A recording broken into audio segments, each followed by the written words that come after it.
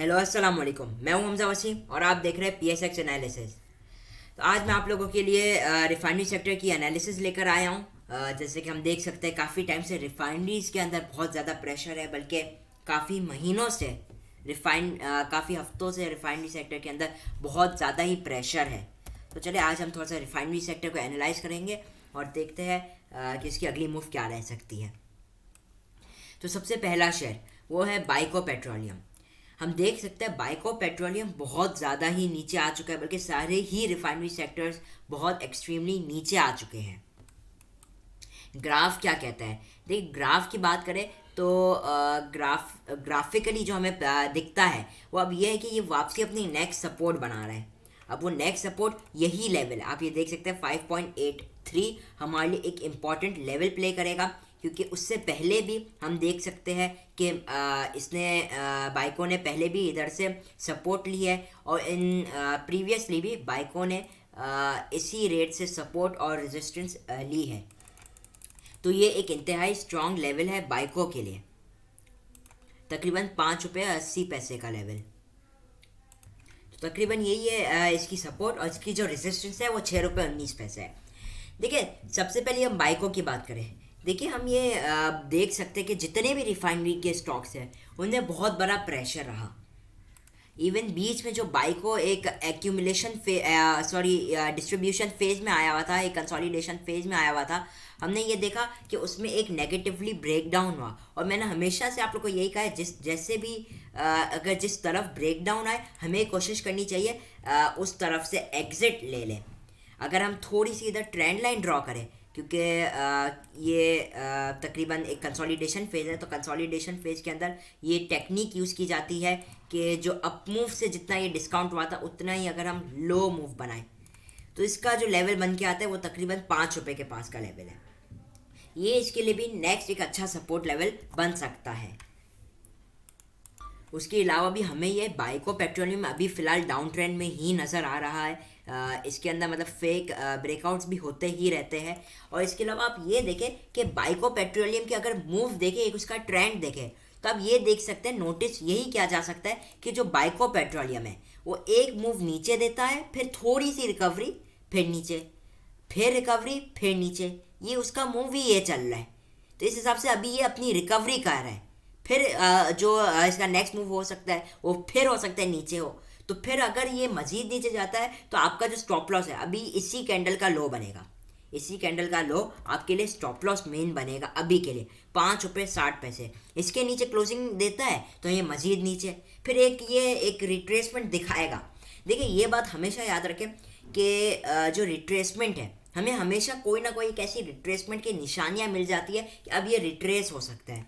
उसकी बेसिकली निशानियाँ क्या होती हैं, उनमें से मैं कुछ निशानियाँ आपको बयान कर दूँ ताकि आप उसी लिहाज से फिर ट्रेड लें। देखिए, जब भी ये डाउन ट्रेंड हो चाहे अप ट्रेंड हो, बीच में एक ब्रेक ज़रूर आता है, ताकि वो फिर डिसाइड करते हैं कि हम कंटिन्यू करें ट्रेंड को या फिर उसे रिवर्स कर दें। जैसे इधर आया, इधर आप ये देख सकते हैं ये कैंडल और ये कैंडल तकरीबन सेम थी। ये काफ़ी हद तक उसकी ओपनिंग क्लोजिंग सेम थी, तो ये एक हम कह सकते हैं कंसोलिडेशन फेज था, क्योंकि ये छोटा स्टॉक है। और वेव है ना, वेव की बात करें तो ये एक या दो कैंडल मैक्सिमम होते, हो सकते हैं 3 कैंडल्स भी हो। इस केस में तो हम ये भी कर सकते हैं, इस पूरी कैंडल, ये जो छोटा सा जो इधर ये बन रहा है एरिया बॉक्स, उससे ही एक पूरी कंसोलिडेशन फेज समझ सकते थे। उधर पे हम डिसीजन लेते हैं कि बाइंग करें या सेलिंग करें। ये जब भी आपको एक बात हमेशा याद रखें, बाइको पेट्रोलियम में हो या कोई सा भी स्टॉक हो, आप अगर बाइंग कर रहे हैं तो हमेशा कंसोलिडेशन फेज के अंदर बाइंग करें, बेस्ट वे। जैसे इसने ये मूव दिखाई, उसके बाद एक छोटी अप मूव दिखाई तकरीबन ₹13 की, फिर ये नीचे आया। अब नीचे आया तो इसने एक कैंडल और ये 2 कैंडल और ये 3 कैंडल्स आप देख सकते हैं एक रेंज के अंदर परफॉर्म कर रही थी। तो आप क्या इस रेंजेस के अंदर बाइंग करें, और स्टॉप लॉस हमेशा आपका इस रेंज का लोएस्ट पॉइंट होगा, आपका स्टॉप लॉस। इसी हिसाब से ट्रेड करें। जैसे कि फिर उसने एक ₹18 की मूव दी, तकरीबन 2.80% की मूव, फिर एक और अब क्या, लेकिन फिर डाउन मूव। अब ये देखें, अब ये दो कैंडल ना, अब एक कैंडल में हम कैसे डिटरमाइन करें कंसोलिडेशन फेज में। अगर आप मेरी वीडियोस रेगुलर फॉलो करते हैं, मैं हमेशा बताता रहता हूँ कि ये जो कैंडल है, डॉजी डॉजी कैंडल एक तरीके से कंसोलिडेशन फेज ही कहलाया जाता है, क्योंकि अगर डेली के टाइम फ्रेम में देखें तो अपर नीचे होकर एक बीच में एक अपने सेंटर में जाकर क्लोजिंग देता है। अब इस ऐसे पोजीशंस देखें बाइंग के लिए, ऐसा अगर आप डॉजी के ऊपर भी खाली बाइंग करते हैं ना, डॉजी के ऊपर एक अच्छी डॉजी विथ वॉल्यूम्स वाली, तो उसका जो लो होगा वो आपका स्टॉप लॉस रहेगा बाइंग के उसमें, और सेलिंग के उसमें इसका हाई। और आप ये देख सकते हैं कि इसके हाई के ऊपर इसने वैसे भी क्लोजिंग नहीं दी, ये ऊपर खुला ज़रूर लेकिन नीचे ही गया। ये एक वो छोटी छोटी टिप्स है जो मैं आप लोगों को बताता रहता हूँ। तो ये अभी भी कंसोलिडेशन फेज में ही है, अभी भी कंसोलिडेशन फेज में ही है। तो ये बात थी क्या, ये जो देखिए इसमें इसने 22 पैसे की मूव दी, तो ऐसे ऐसे वो पॉइंट्स होते हैं जिधर आप सेलिंग कर ले, और फिर क्योंकि जाहिर सी बात है लोगों के पास माल 10-10, 11-11, 12-12 रुपए पे पड़ा हुआ है, वो क्या करें कि हाई साइड पे बेचे, फिर वापसी जब एक्यूमुलेशन फेज आए उसमें बाइंग करके एक अप मूव जो उन्हें मिल जाए ऐसी मूव इधर सेल करके फिर आ जाए। तो ये उनकी टेक्निक रहनी चाहिए। बहरहाल अब तो ये इतना ही नीचे आ चुका है, अभी भी गुंजाइश है, ऐसी मैं नहीं कह रहा कि गुंजाइश नहीं, अभी भी इसके अंदर गुंजाइश है मज़ीद नीचे आने की। इसका जो स्ट्रॉन्ग लेवल है नेक्स्ट ₹5.5 के पास इसका एक अच्छा लेवल बनेगा, और तो फिर ₹4.5 के पास। तो ये था बाइको के बारे में। अब थोड़ा सा जल्दी हम कवर करते हैं अब ATRL, अटक रिफाइनरी। देखिए अटक रिफाइनरी का जी मैं ये आपको ये बताना चाहूँगा, अटक रिफाइनरी अभी बहुत अच्छे लेवल पे है। अटक रिफाइनरी के अंदर भी अगर हमें एक मूव देखें तो इसमें कुछ टाइप ऑफ एक हेड एंड शोल्डर पैटर्न सी मूव बन रही है। अगर कोई बंदा अभी बाइंग करता है, बिल्कुल कर सकते हैं। तो पहला ये स्विंग ट्रेडिंग के लिए बेसिकली मैं कहूँगा 2 या 3 महीने के लिए आपको एक अच्छी मूव दे सकता है। इसमें आप ये करें, अगर बाइंग कोई कर रहा है इधर बाइंग करे, उसका जो पहला टारगेट होगा 135, 140, 150 रुपये, और फिर अगर ये और ऊपर मजीद जाते हैं 150 रुपये से 155 से ये जा सकता है आपका 180 के लेवल पे। ये रिट्रेसमेंट हो सकती है, मैं बोल रहा हूँ रिट्रेसमेंट एक आ सकती है इसके अंदर, क्योंकि ये रिट्रेसमेंट छोटी भी हो सकती है बड़ी भी हो सकती है। अब ये देखिए ये इतना डाउन लेवल पे आया, एक छोटी रिट्रेसमेंट दिखाई, ये छोटी तो हम यूँ देख रहे हैं ना 170 से 190, 20 रुपये की रिट्रेसमेंट दिखाई। इसी तरीके से वापसी रिट्रेसमेंट देने के चक्कर में तो आपकी ये कोशिश होनी चाहिए, अगर कोई बंदा अभी बाइंग करता है स्टॉप लॉस के साथ काम करे। स्टॉप लॉस क्या होगा ATRL के लिए, ये इसका लो, ये जो लो है जो है 121.50, इसके नीचे क्लोजिंग एग्जिट कर जाए, नहीं तो बैठे रहे, टारगेट अच्छा ले ले और हाई साइड पे प्रॉफिट बुकिंग करे, हाई साइड पे प्रॉफिट बुकिंग करे, ज़्यादा लालच में ना आए। स्प्लिट सेलिंग का मेथड इस्तेमाल कीजिए, 135 पे 20% बेच दिया या 50% बेच दिया, बाकी 10% 140, फिर बाकी 20% 150, ऐसे आप लोग अपने हिसाब से प्लानिंग करिए। तो मैं एक एग्जांपल दे रहा हूँ। तो ATRL आपको एक मूव दिखा सकता है अपवर्ड की, एक रिट्रेसमेंट ज़रूर दिखा सकता है, बस इसमें थोड़ी अक्लमंदी के साथ काम करना है। जैसे मैंने अभी आप लोगों को बताया, अगर ये एक रिट्रेसमेंट देता है, एक अच्छी रिट्रेसमेंट भी दे सकता है।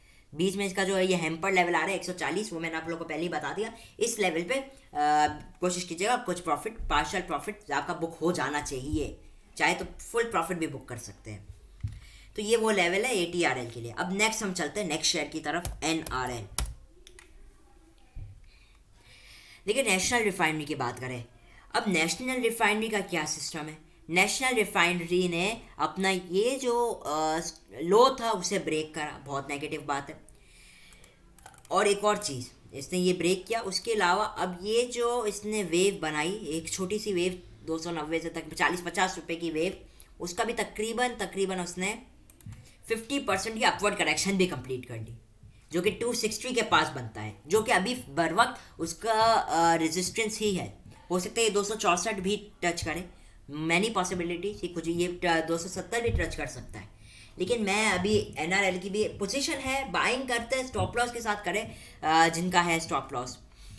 जी हाँ, जो मैंने आपको ATRL का भी बताया था स्टॉप लॉस, ये है कि स्टॉप लॉस हाँ होते बड़े हैं, लेकिन जितना बड़ा स्टॉप लॉस आप रखेंगे उतना बड़ा टारगेट भी आप रख सकते हैं, रिस्क रिवॉर्ड रेशो के हिसाब से, मैनेजमेंट के हिसाब से। बहरहाल NRL की बात करें तो यही मैं NRL का कह रहा था कि आपने इधर यही करनी है कि अभी तो फिलहाल मुझे इसमें कोई बहुत अच्छी नहीं लग रही, रेजिस्ट होते हुए नज़र आ रहा है। एक आध अगर अप मूव दे, एक सेलिंग की अपॉर्चुनिटी मेरे हिसाब से समझनी चाहिए, या सेलिंग नहीं करते और ट्रेलिंग स्टॉप लॉस का इस्तेमाल कीजिए। एक अप मूव आए और फिर हो सकता है अगर ये इस लो को ब्रेक नहीं करता बहुत अच्छा हो जाएगा, लेकिन अगर ये इस लो को भी ब्रेक करता है तो मजीद नीचे आने के एनआरएल के चांसेस हो जाएंगे।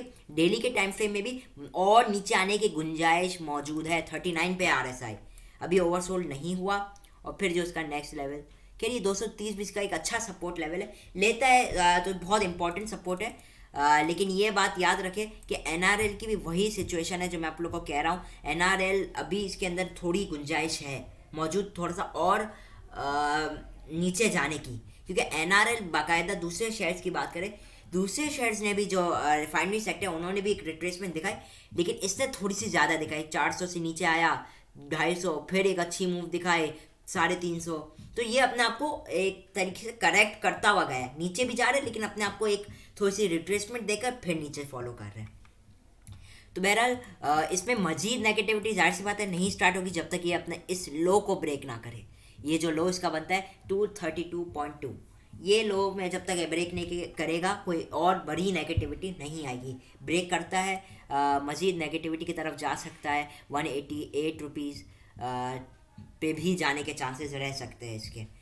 और अगर अपमूव की बात करें इसकी, तो पहला जो रेजिस्टेंस आएगा इसमें 292, और जो ये फिर नेक्स्ट 313 और फाइनल 368 को ये ब्रेक करता है अगर, तो ये अपना काफ़ी हद तक हम ये कह सकते हैं अपना ट्रेंड शिफ्ट कर लिया है। सही है, ये बात याद रखें, ट्रेंड शिफ्टिंग ये हम कहला सकते हैं, इसमें ट्रेंड शिफ्ट कर लिया है।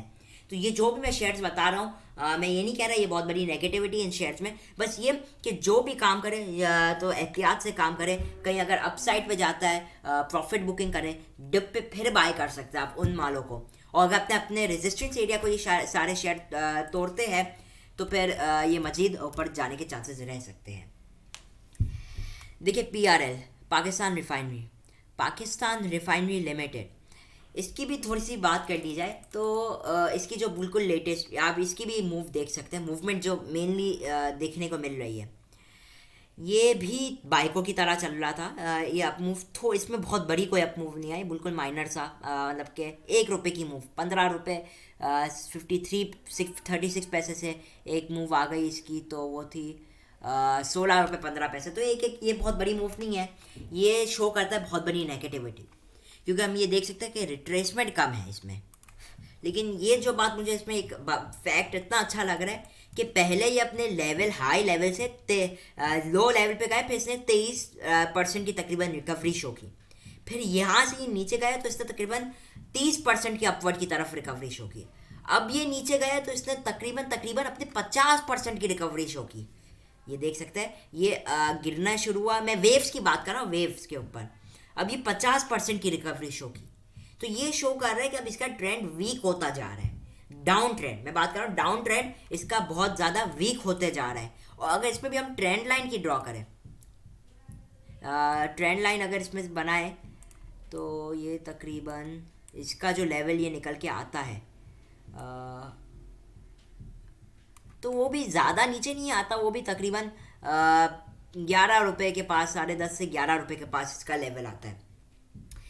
तो इसमें ये हमारी कोशिश होनी चाहिए, जाहिर सी बात है अब जो बिल्कुल ही कम्प्लीटली इसे बेचना चाह रहा है वो तो मैं एक अच्छा डिसीजन नहीं समझता इसे कम्प्लीटली बेचने का, क्योंकि अब इतना ज़्यादा ये नेगेटिव हो चुका है, मतलब कि इतना ज़्यादा ये मज़ीद इतना नीचे जा चुका है कि अब इसे बेचना कोई नहीं बनता। नई पोजीशंस का जो लोग चाह रहे कि हम रिफाइनरी सेक्टर के अंदर नई पोजीशंस बनाएं, जो रिस्क लेना चाहता है वो तो रिस्क इज़ ऑलवेज प्रेजेंट, जो ले सकता है वो ले। लेकिन मैं ये कहूँगा कि जब तक कोई आपको एक कंफर्मेशन ना मिल जाए या एक प्रॉपर तरीके से कोई बड़े एक्यूमुलेशन फेज में ना आ जाए, जब तक कोई हम ये नहीं देख सकते इसमें कोई बड़ी पोजीशन बनाने के लिए। तो ये इसके इंपॉर्टेंट लेवल्स है, इंपॉर्टेंट रेजिस्टेंस एरिया तो 11 रुपये 25 पैसे के पास पहला आता है, बेस्ड ऑन प्रीवियस डेटा। जो ये डेटा निकाल रहा हूँ ये बेस्ड ऑन प्रीवियस डेटा है, और ये तकरीबन 9.5 रुपये के पास। तो ये बेसिकली इसके मेन एरियाज़ आ रहे हैं, तो इन एरियाज़ को हम बिल्कुल चेकआउट कर सकते हैं। ये मेन बाइंग लेवल्स, चलिए आप ये बाइंग लेवल समझ लीजिए। 11 रुपये 21 पैसे पे अगर आप स्प्लिट बाइंग का मेथड यूज़ करते हैं, इधर कुछ बाई कर लिया और मज़ीद नीचे गया तो मज़ीद बाई कर लिया। इसमें RSI की बात कर ली जाए तो RSI इज़ कम्प्लीटली ओवरसोल्ड, ये ताकत बिल्कुल रखता है बाउंस बैक होने की। अच्छा, मैं समझता हूँ, अगर मेरा कोई व्यू मांगे कि मैं क्या समझता हूँ रिफाइनरी सेक्टर के बारे में, तो देखिए एक ये बात हमेशा याद रखें, रिफाइनरी सेक्टर क्योंकि बहुत ज़्यादा ओवरऑल बहुत ज़्यादा नेगेटिव हो चुका है। और ये बात जो मैं ये बताना चाह रहा हूँ, देखिए ये पहले भी इसी लेवल से बाउंस बैक हुआ है, अभी भी इसी लेवल पे आया हुआ है और ये एक डॉजी बना रहा है अभी फ़िलहाल। तो खैर अभी तो वीक एंड नहीं हुआ, वीक एंड होगा तो बेहतर व्यू पता चलेगा। लेकिन ये बात हमेशा याद रखें कि जब वीकली के टाइम फ्रेम पे या मंथली के टाइम फ्रेम में RSI 30 के नीचे चला जाता है, तो RSI की 30 तो इधर भी गया नीचे बहरहाल, तो हम देख सकते हैं कि एक अप मूव आए, बहुत जल्द आए और एक लंबा बिग मूव आए। अब ये बात RSI ये हमें नहीं बता सकता कभी कि एंड कब होगी आपकी मंदी, लेकिन ये ज़रूर बता सकते हैं कि मंदी किस पीक तक पहुंच चुकी है। मैं ये कहूँगा अगर कोई इसमें बाइंग भी, क्योंकि देखिए जब वीकली के उसमें RSI 30 के नीचे चला जाता है ना, तो एक लंबी तेज़ी का भी ये इशारा हो सकता है, क्योंकि जाहिर सी बात है एक लंबी नेगेटिविटी के बाद एक जो पॉजिटिविटी होगी बनिस्बत नेगेटिविटी के तो थोड़ी कम होगी, लेकिन एक बंदे के लिए, आम बंदे के लिए बहुत ज़्यादा होगी, क्योंकि वीकली के अंदर जाहिर सी बात है नेगेटिव आना एक बहुत बहुत बड़ी बात है। क्योंकि हम ये देख सकते हैं ये शेयर आधे से ज़्यादा गिर गया है। तो अगर ये आपको यहाँ से भी 18 या 19 रुपये भी जाते हुए दिखाई दे सकता है, आपका तो 50% रिटर्न है। उनका बात अलग है जिन्होंने 29 रुपये या उस पर खरीदा हुआ है, उनकी बात मैं नहीं कर रहा। लेकिन वैसे ये एक आपको एक फैक्ट बता रहा हूँ। इसी तरीके से PRL बहुत ज़्यादा डिस्काउंट हो चुका है। बाइको का अगर चेक करें हम वीकली के टाइम फ्रेम में, ये भी मोर दी लेस सपोर्ट ले रहा है एक्चुअली, बहुत ज़्यादा डिस्काउंट होने के बाद ये भी सपोर्ट लेने के चक्कर में RSI इसका भी 30 तकरीबन ओवरसोल्ड पोजीशन में है। NRL मेरा नहीं ख्याल इतना ज़्यादा होगा, देख सकते हैं। हाँ, अब ये इधर यही वो चीज़ जो मैंने आपको रिपीट की, NRL का RSI जब 27 पे मौजूद था, किसमें, वीकली के टाइम फ्रेम में, एक अच्छी तेज़ी देखने को मिली तकरीबन 30% की। हम देख सकते हैं एक अच्छी पॉजिटिविटी दिखी। उनके लिए तो बहरहाल कम ही होगी जिन्होंने अप साइड पे ख़रीदा हुआ होगा, लेकिन एक न्यू ट्रेडर के लिए एक अच्छी ये रहेगी पॉजिटिविटी। तो यही बात है, ये ट्रिक है। लेकिन अभी तो कह रहे हैं RSI अभी नेशनल रिफाइनरी का वीकली के उसमें इतना डिस्काउंट नहीं हुआ। ATRL की तरफ चले, ATRL भी highly negative, sorry highly oversold position पे जा चुका है और एक बहुत अच्छी जगह से मुझे सपोर्ट लेते हुए नज़र आ रहा है। ले भी सकता है बिल्कुल, ये जो भी काम करे स्टॉप लॉस के साथ ही हमेशा करे, यही मेरी रिकमेंडेशन हमेशा होती है। तो ये 4 स्टॉक्स थे और इन पे मेरा व्यू था। चारों स्टॉक्स हाईली ओवरसोल्ड हो चुके हैं। अब क्या है, नीचे जाने की गुंजाइश कम है, जा सकते हैं तो मैक्सिमम 1 या 2 रुपये मैक्सिमम। मैं बाइकों की बात करूँ 1 रुपये। ATRL मैक्सिमम जो हो सकता है जाए भी जाए तो मैक्सिमम कितना जाएगा, 20 रुपये या 30 रुपये मैक्सिमम नीचे जा सकता है। यहाँ ये है बड़ा फिगर, लेकिन अब ये देखिए कि इनके अपमूव बहुत बड़ी है। जैसे ATRL आपका 50 से 100 रुपये अपमूव दे सकता है, बाइको भी आपकी 3 से 4 रुपये, PRL भी आपकी 5 से 6 रुपये भी दे सकता है। एक वैसी बात कर रहा हूँ कि नीचे जाने की गुंजाइश कम होती जा रही है और अपवर्ड की तरफ उनका जो वो है वो बढ़ता जा रहा है।